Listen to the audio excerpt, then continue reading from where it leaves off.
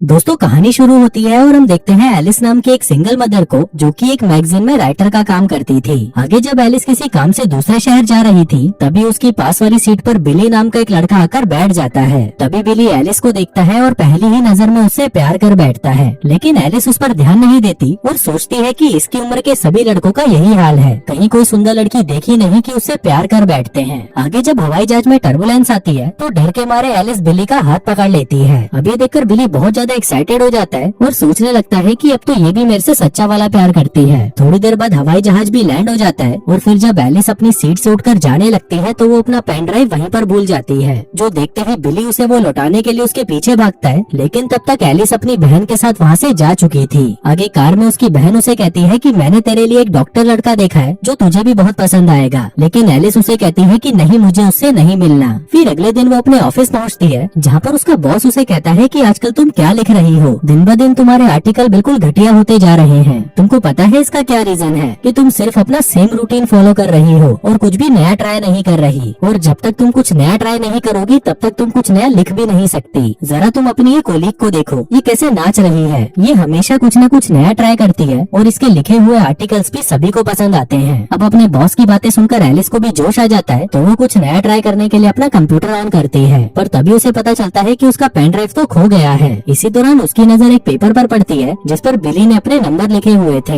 Alice सोचती है कि इस लड़के ने क्या सोचकर अपने नंबर लिखे थे कि मैं इसे फोन करूंगी और इसके साथ डेट पर जाऊंगी। आजकल के लड़के सच में लड़कियों के पीछे पागल हो चुके हैं, लेकिन फिर पता नहीं क्यों वो उस नंबर पर फोन लगा देती है। उधर बिली उसकी आवाज सुनते ही उसे पहचान जाता है और उसे कहता है कि तुम्हारी पेन ड्राइव मेरे पास है, इसलिए तुम जल्दी आकर इसे ले जाओ। एलिस पूछती है कि तुम कहाँ पर हो? बिली कहता है कि मैं 4th स्ट्रीट के क्लब में हूँ। थोड़ी देर बाद एलिस उससे मिलने वहाँ पर पहुँच जाती है जहाँ पर उसके ऑफिस की 2 लड़कियाँ भी थी जो वहाँ पर उसे देखकर हैरान हो जाती हैं। वो सोचती है कि ये बूढ़ी आंटी यहाँ पर कर क्या रही है। वहीं एलिस बिली से कहती है कि अब जल्दी से मेरा पेन ड्राइव मुझे दे दो, मुझे और भी बहुत काम है। बिली कहता है कि यार बात कुछ ऐसी है कि पेन ड्राइव तो मेरे पास ही है पर वो यहाँ पर नहीं, मेरे घर पर है। एलिस कहती है कि तुम पागल हो क्या, फिर तुमने मुझे यहाँ पर बुलाया ही क्यों? अब जल्दी से तुम्हारे घर चलते हैं क्योंकि मुझे मेरा पेन ड्राइव अभी वापस चाहिए। आगे बिली उसे अपनी स्कूटी के पास लेके जाता है और फिर जब वो उसमें से हेलमेट निकालकर उसे पहनाने लगता है तो ये सब दूर से देखने में ऐसे लग रहा था कि ये दोनों एक दूसरे को किस कर रहे हैं, जो सब एलिस की ऑफिस की वो लड़कियां भी देख लेती हैं और उनकी फोटोज खींचकर उसे इंटरनेट पर डाल देती हैं। आगे घर पर बिली उसे उसका पेन ड्राइव दे देता है जिसको लेकर वो सीधा ही वहाँ से जाने लगती है, पर तभी बिली हिम्मत करके उससे पूछने लगता है कि क्या तुम मेरे साथ कॉफी पीने चलोगी? एलिस कहती है कि अभी तुम छोटे हो और मुझे नहीं लगता कि हम दोनों के बीच में कुछ हो सकता है, इसलिए जब तुम बड़े हो जाओ तब मेरे पास आना, जो कहकर वो वहाँ से चली जाती है। इसके बाद जब वो अपने ऑफिस आती है तो वो देखती है कि वहाँ पर सभी लोग उसे ही घूर रहे थे,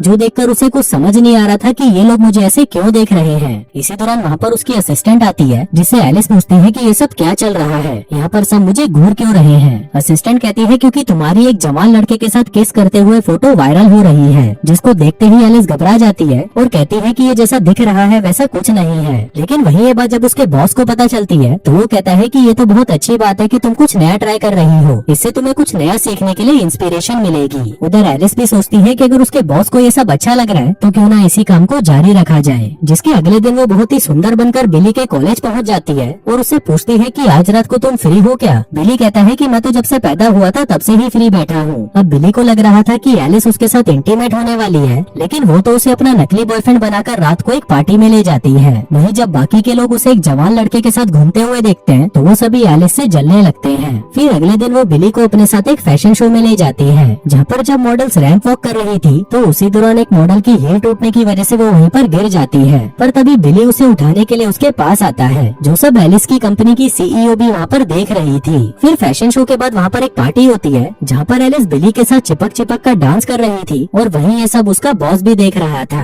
दरअसल एलिस ये सब अपने बॉस को दिखाने के लिए कर रही थी ताकि उसके बॉस को लगता रहे कि वो कुछ नया ट्राई कर रही है। आगे पार्टी के बाद बिली उसे उसके घर छोड़ने जाता है जहाँ पर जाने से पहले वो उसे किस करने की कोशिश करता है, लेकिन एलिस उसे ऐसा करने नहीं देती और वहाँ से अपने घर चली जाती है। लेकिन फिर थोड़ी देर बाद बिली उसका दरवाजा खटखटाता है और एलिस जैसे ही दरवाजा खोलती है तो बिली तुरंत उसे पकड़कर किस करने लग जाता है। अब क्योंकि एलिस को भी इसमें मजा आने लगा था तो वो दोनों वहीं पर इंटीमेट हो जाते हैं और तब तक इंटीमेट होते रहते हैं जब तक सुबह नहीं हो जाती। फिर सुबह होते ही एलिस को खुद पर गुस्सा आने लगता है कि वो अपने से छोटी उम्र के लड़के के साथ इंटीमेट हो गई, पर क्योंकि रात को उसे बहुत मजा आया था तो वो इस बात पर ज्यादा ध्यान नहीं देती, जिसके बाद वो दोनों एक साथ ज्यादा से ज्यादा टाइम बिताने लगते हैं। इस दौरान एलिस बिली के के साथ कई बार इंटीमेट भी होती है और ये सिलसिला काफी दिनों तक चलता रहता है। फिर एक दिन ऐसे ही जब वो शीशे में खुद को देख रही थी तो वो सोचने लगती है कि 4-5 सालों बाद तो मैं बूढ़ी हो जाऊंगी, लेकिन बिली तो तब भी जवान ही रहेगा। लेकिन सोचने वाली ये बात है कि जब मैं बूढ़ी हो जाऊंगी तब भी बिली मुझसे उतना ही प्यार करेगा जितना वो आज करता है। मुझे तो नहीं लगता कि वो करेगा, इसलिए अगले ही दिन वो बिली से मिलकर उससे ब्रेकअप कर लेती है।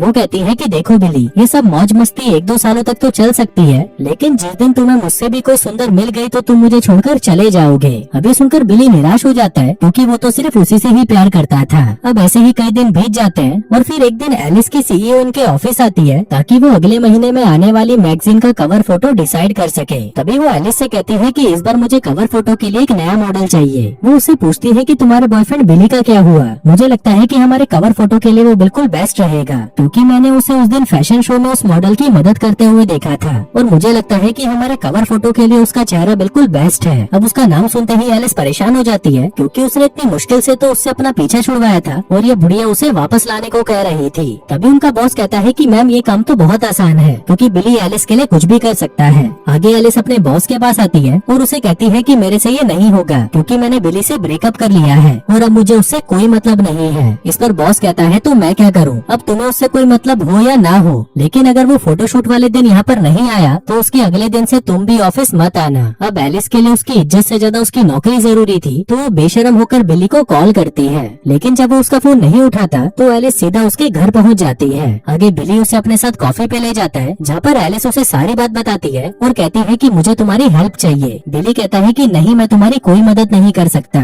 जो कहकर वो वहाँ से चला जाता है। लेकिन जिस दिन उसका फोटोशूट होने वाला था तभी वो तैयार होकर वहाँ पर पहुँच जाता है क्योंकि वो एलिस से अभी भी बहुत प्यार करता था। आगे जब वो अपने बाल सेट करवा रहा था तभी उसके पास एक आदमी आता है और उसे बताता है कि एलिस बहुत ज्यादा मतलबी है, उसने मेरा भी फायदा उठाया ताकि जॉब में उसे प्रमोशन मिल सके। अब ये सुनकर बिली को गुस्सा आने लगता है और वो तैयार होकर फोटोशूट पर पहुंचता है, लेकिन उसके उदास चेहरे को देखकर कैमरे वाली कहती है कि तुम थोड़ा मुस्कुरा भी लो। बिली कहता है कि तुम फालतू मत बोलो और तुम्हें जो काम दिया है वो करो। अब ये सुनकर उस लड़की को गुस्सा आ जाता है और वो कहती है कि मैं तो इस गधे की फोटो नहीं खींचूंगी। तभी बिली भी भड़क जाता है और कहता है कि मैं तो यहाँ से जा रहा हूँ, जो कहकर वो सब कुछ ऐसे ही छोड़कर वहाँ से जाने लगता है। तभी एलिस उसको रोकने के लिए उसके पीछे आती है, पर तभी बिली उसे कहता है कि तुम धोखेबाज हो, तुमने मेरे साथ प्यार का नाटक किया और जब तुम्हारा काम निकल गया तो तुमने मुझे किसी आवारा कुत्ते की तरह सड़क पर छोड़ दिया। वहीं ये सब बातें वहाँ पर खड़े सभी लोग भी सुन रहे थे। आगे उसका बॉस एलिस के पास आकर कहता है कि तुमने इस बेचारे का फायदा उठाया, जो कहकर वो उसे काम से निकाल देता है। आगे कुछ दिन बीत जाते हैं और हम एलिस को देखते हैं जो अब पूरी तरह अकेली पड़ चुकी थी। इसी दौरान उसे एहसास होने लगता है कि उसने बिली के साथ सही नहीं किया। उसे लगता है कि उन दोनों के बीच में जो कुछ भी था शायद वो सच्चा वाला प्यार था जिसे वो कभी भी समझ नहीं पाई। अब वो अपने प्यार को ऐसे ही जाने नहीं देना चाहती थी, इसलिए वो भागकर उसके कॉलेज आ जाती है और फिर पूरी क्लास के सामने बिली को प्रपोज कर देती है। वहीं बिली जो एलिस से अभी भी प्यार करता था वो ये सुनते ही एलिस के पास दौड़ा चला आता है, जिसके बाद वो दोनों एक दूसरे को किस करते हैं। और दोस्तों इसी के साथ ही ये कहानी यहीं खत्म हो जाती है।